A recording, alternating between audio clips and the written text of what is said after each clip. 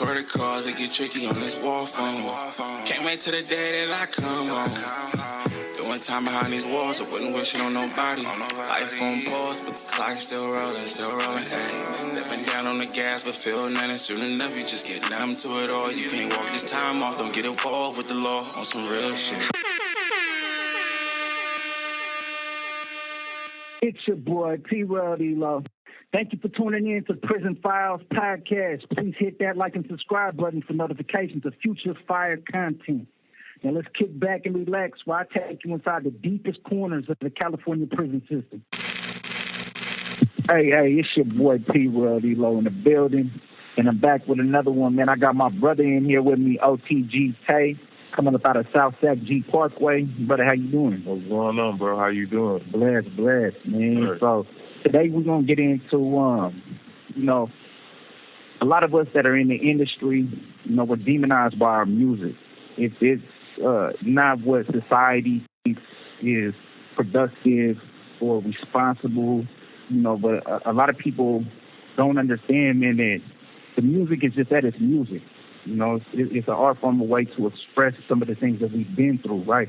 And, the brother coming up out of South Sac, we have a lot of individuals, coming up out of South Sac that's, got a buzz. Lavish D, Drada, Ola, Heen.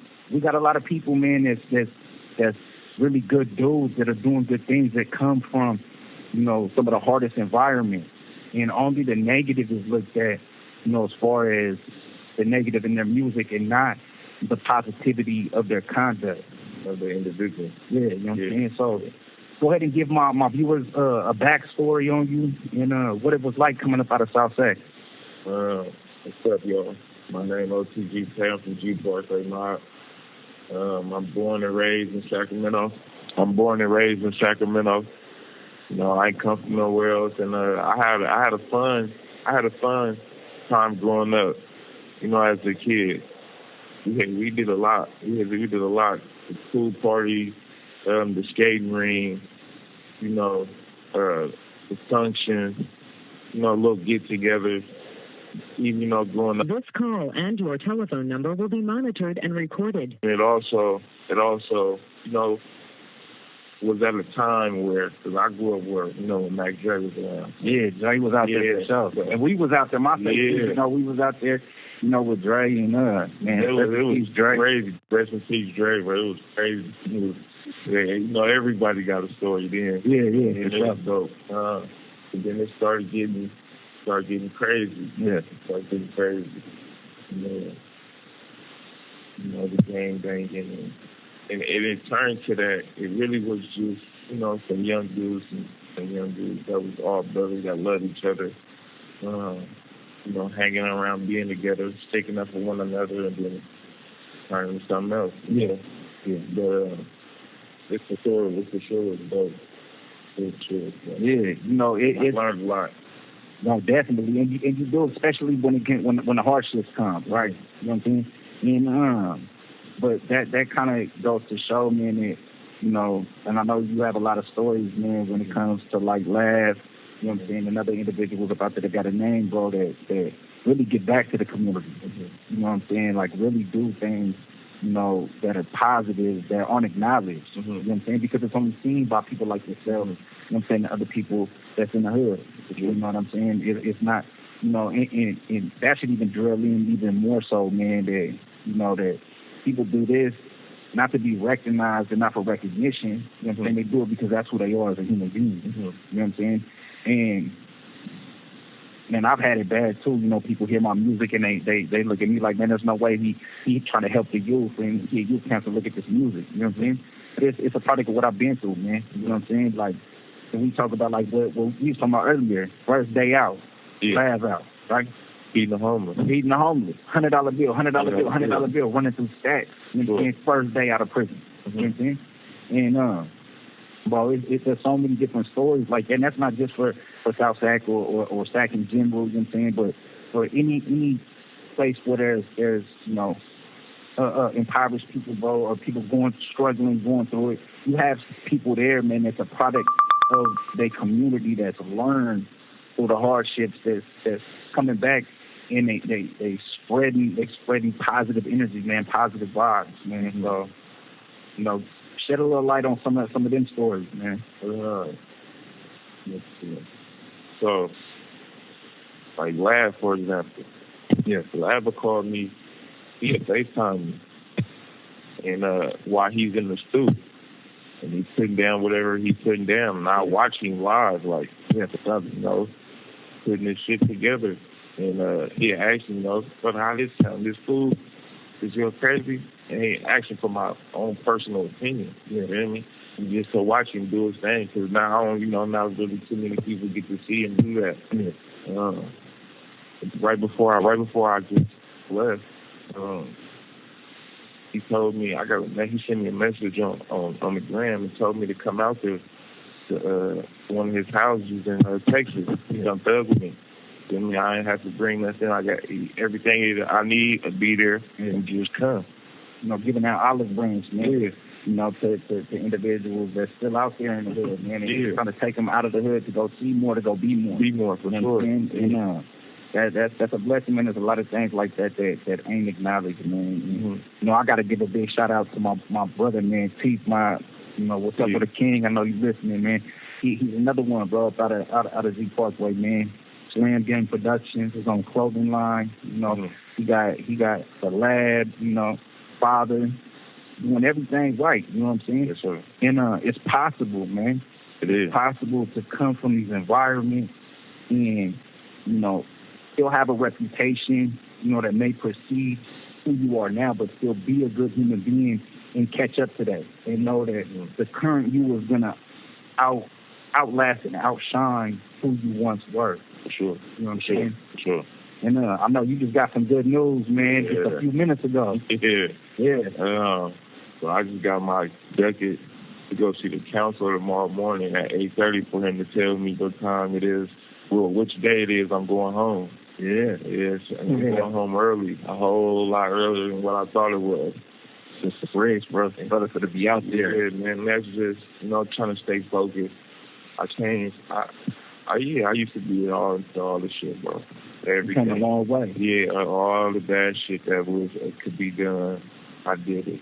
And this is my third time in prison. Not to glorify it, but now that I've been through a lot of shit and seen a lot, experienced a lot, it'd be embarrassing. I mean, like my daughter's birthday just passed, and my family or our friends and stuff, and my wife's family, noticing I'm not there. Yeah. And when the question comes around, or they don't come around because some of them may already know, and it's the elephant in the room. Yeah, it always is, man. Especially, I'm on 21 years right now, man. And I got wife and kids out there, and like you said, bro, it is extremely embarrassing. You know what I'm saying? When you're supposed to be home and be the man of your household, right?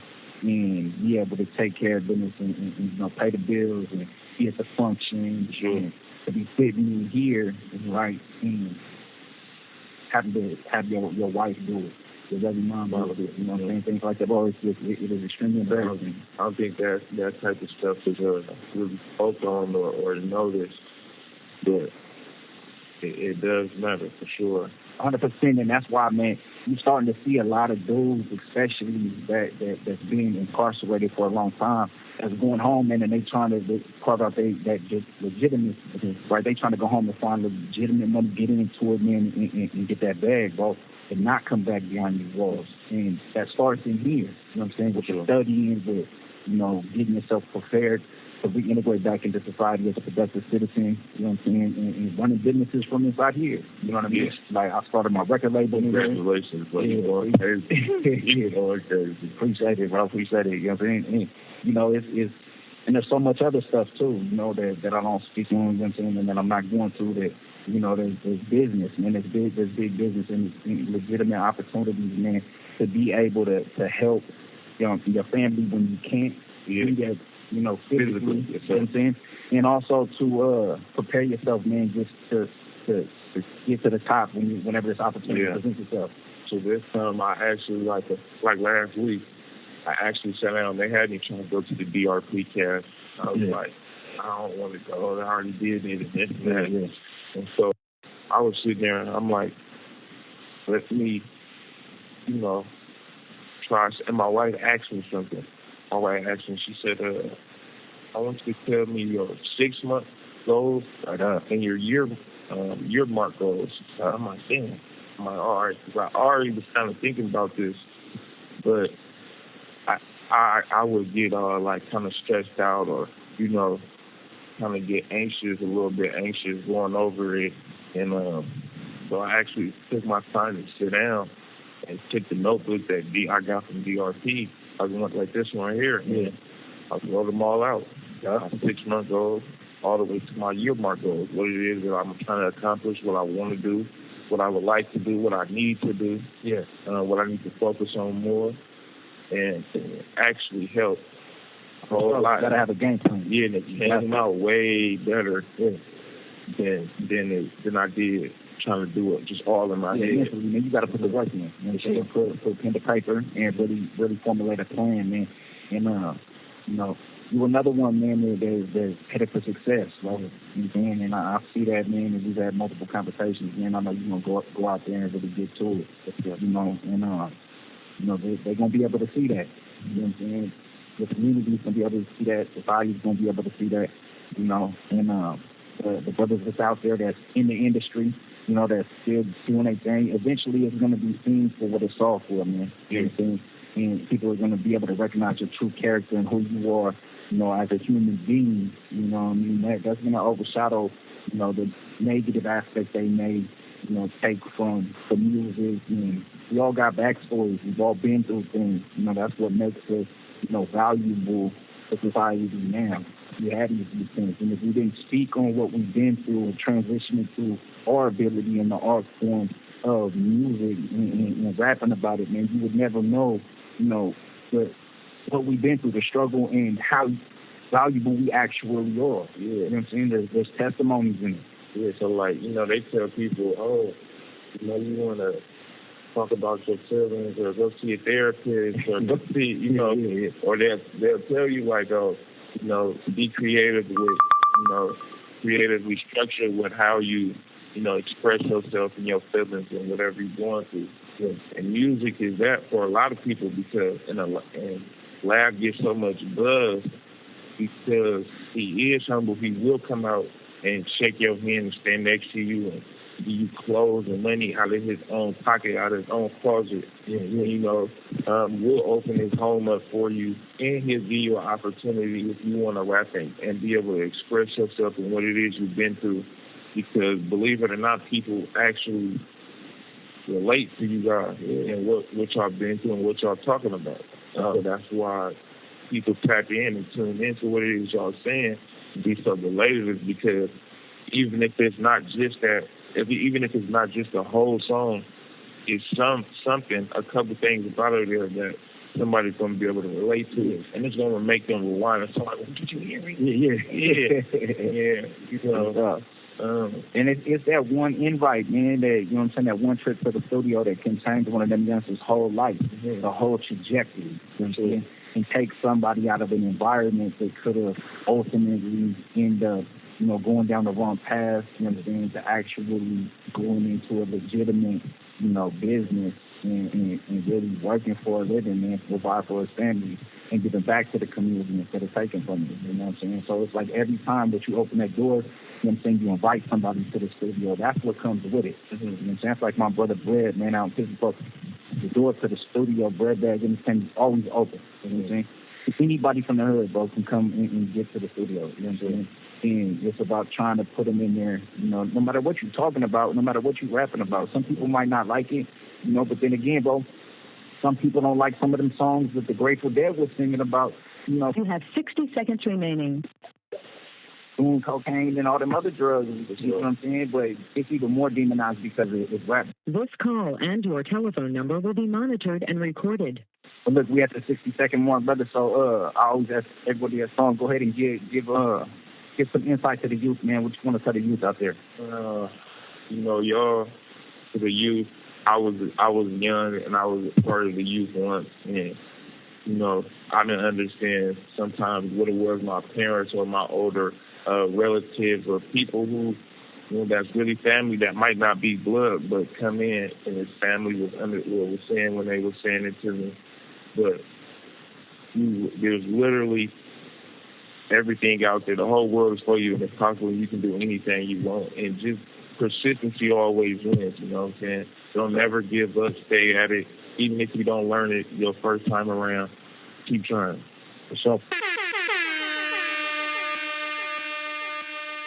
I hope you enjoyed this episode of the Prison Files podcast. If you haven't already, please hit that like and subscribe button and stay tuned. More fire content is on the way.